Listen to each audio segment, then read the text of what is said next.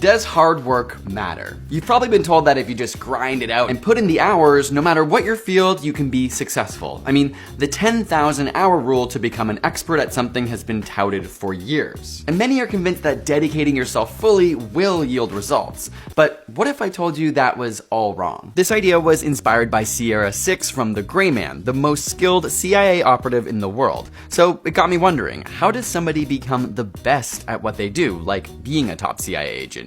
Is skill earned through hard work or natural talent? Or is there another factor at play? Let's start by looking at athletic ability. In sports research studies, scientists have taken groups of people and subjected them all to the exact same training regime to see what their results would look like. Now, even though they all did the exact same work, everybody saw different levels of improvement. But interestingly, individuals who were related by blood saw similar improvement, indicating that their genetics were playing a role in their athletic potential. If your parents or siblings saw amazing results, so would you. And these people were deemed high responders. After doing more statistical analysis, it's been estimated that around 50% of athletic improvement is linked to genetics. So good athletes are born with good trainable genes. But these studies also found that individuals had different baseline abilities too. Without any training, some people were just more fit than others. And this was found to be linked to genetics as well. In the case of cardio, these genes may have coded for larger volumes of blood, giving an early advantage. If we look at muscle growth, we know that the size of your muscles is under pretty strict control of a protein called myostatin. As your muscle reaches its limit, myostatin prevents any further growth. But the thing is, some people naturally have lower myostatin levels, allowing them to achieve greater muscle growth.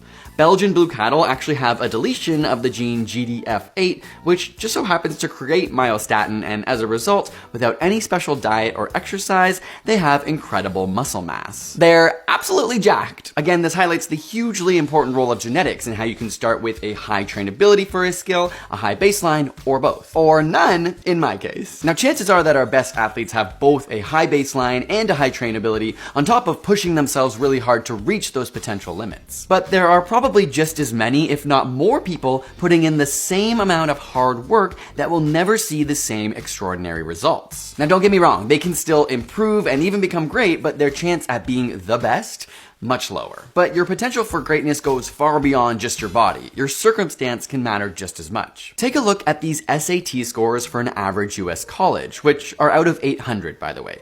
Those that have the highest SAT scores end up representing over 50% of the people who get degrees at these schools, while the lowest SAT scores only represent around 18% of people who actually graduate. Not so surprising. But now let's look at a top school like Harvard. Here, the students with the lowest SAT scores are still smarter than the best students at an average school. And yet, when we look at their rate of completion, it looks awfully similar. The top students represent just over 50% of people who graduate, while the lower SAT scores represent around 15% of people who actually graduate. This phenomenon is known as the big fish, little pond effect. Simply put, we compare ourselves not globally, but to our neighbors or people who are in the same boat as we are.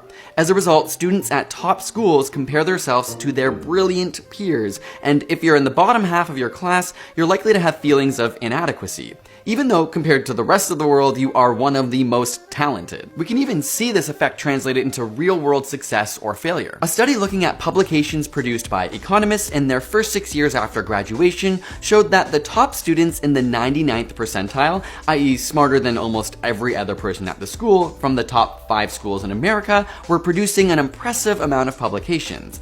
But those in the 75th percentile, still the top quarter of the best students, are publishing next to nothing, essentially failures in their field. But if we now look at the best students from the 30 worst schools, we see that they're publishing more than those in the top quarter of the best schools in the country.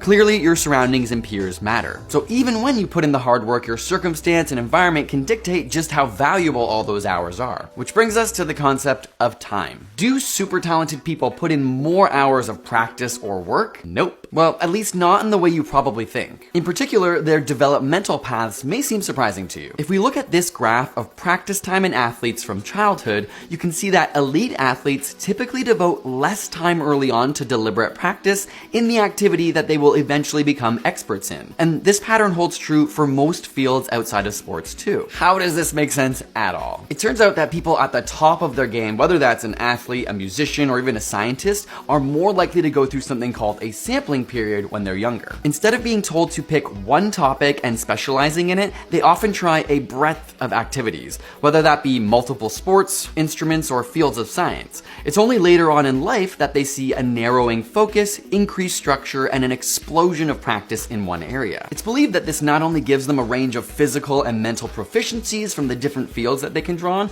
but it also allows them to explore and learn what their own abilities are and figure out what they like by trying different things. Studies on musicians show that sheer amount of practice is not a good indicator of exceptionality. In fact, the best students often come from less musically active families and are less likely to have an instrument at home. Those deemed as exceptional most often turn out to be the ones who distributed their efforts and explorations more evenly across multiple instruments and only later in life focused on one. Even if we look at Nobel Prize winners, they're actually 22 times more likely to partake as an amateur actor, dancer, magician, or other type of performer. I would pay a lot of money to see a Nobel laureate perform magic. Even nationally recognized scientists are much more likely to be musicians, painters, woodworkers, mechanics, or writers, etc. Having lots of experience to draw on from other fields, even if some of those fields are just for leisure, and not only specializing and zoning in on one thing, seems to provide a huge benefit. At the end of the day, what does this say about hard work? Well, it's certainly not the main factor to extreme success, though of course it plays a role in every expert's path. But where and when that hard work comes into play is clearly not set in stone. And it's definitely not a direct correlation in skill acquisition research, except in really simple tasks that never change. This means, honestly, it's never too late to find something that you love and have a natural ability for and put a bunch of your effort into that. Of course, if you already are really good at something, it may also help having a little humility, knowing chances are you had a bit of luck with your genetics, your circumstance, and your exposure to many different things.